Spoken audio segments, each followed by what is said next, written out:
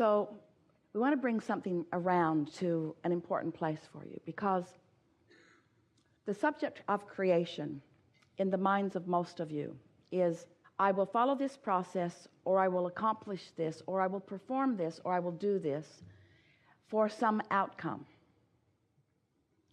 And everything that we're talking about, what we really want you to understand is that all of those outcomes, all of those things that you think that are at the end of your journey, so to speak, are really about inspiring you to the journey. It's the emotion that you feel within it that it has all been about.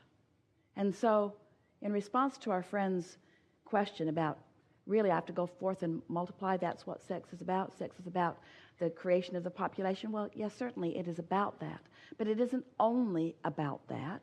If you can hear this, then you're going to have it relative to all subjects. It's the emotional content. It's the feeling that you're going for. Are you getting the sense of what we're talking about? It feels, for example, it feels like the reason that I would be employed at this place is in order to accomplish this, to be the best accountant or the best web designer or to be the best photographer or the best actor. And of course, all of those outcomes are wonderful. We like it when you get your job in place. We like it when you produce money. It's a wonderful thing when the things that you want, you're able to accomplish. But we want you to feel that the reason that those ideas have occurred to you and the reason that they exist as objects of attention is because they inspire you to the focus that then produces the in-the-moment alignment with Source. You follow?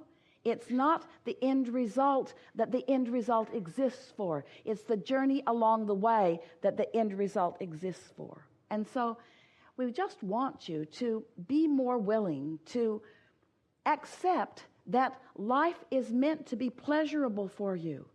It's so interesting to us that it requires so many words and so many books and so many years to convince you of something that you knew when you were born.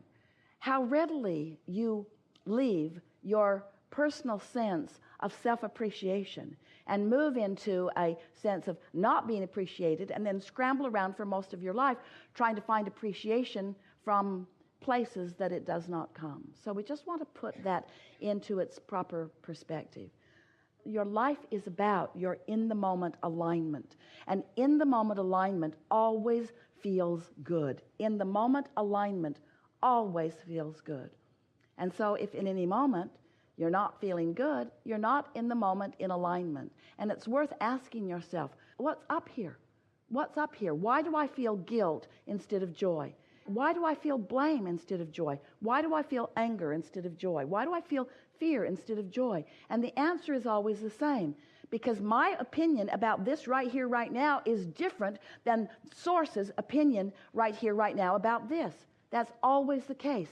You just got to come around to that and start thinking about that. And then do your best to modify your thoughts, to bring yourself in sync with Source by finding that sweet spot that feels good.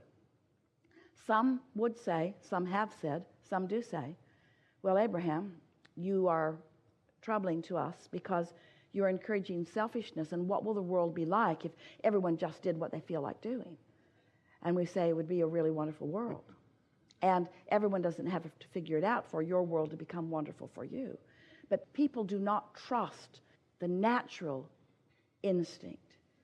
And we want you to discover the natural instinct. We want you to discover how Source feels about this and this and this and this and this.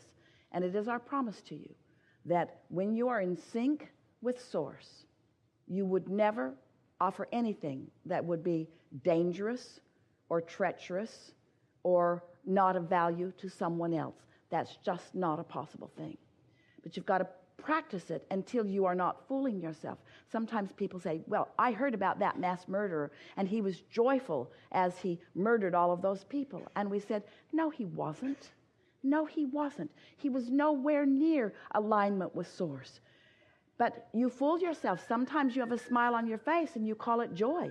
Or you use words that sound good to others' ears and you call it alignment, and it isn't. You have to show yourself experience by experience and feeling by feeling, how source within you feels about that. And you will discover, you are discovering so much more for you to discover. And it's going to come upon you soon. You're going to discover that there are multitudes of beliefs within you that are contrary to what Source knows about the same subject.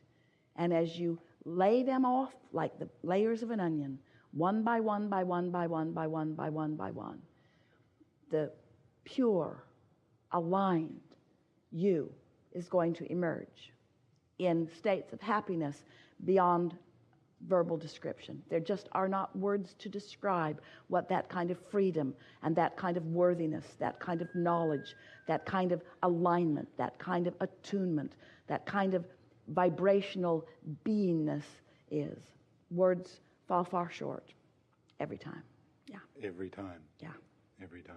Yeah. And what an amazing journey it is. Yeah. The continual opening of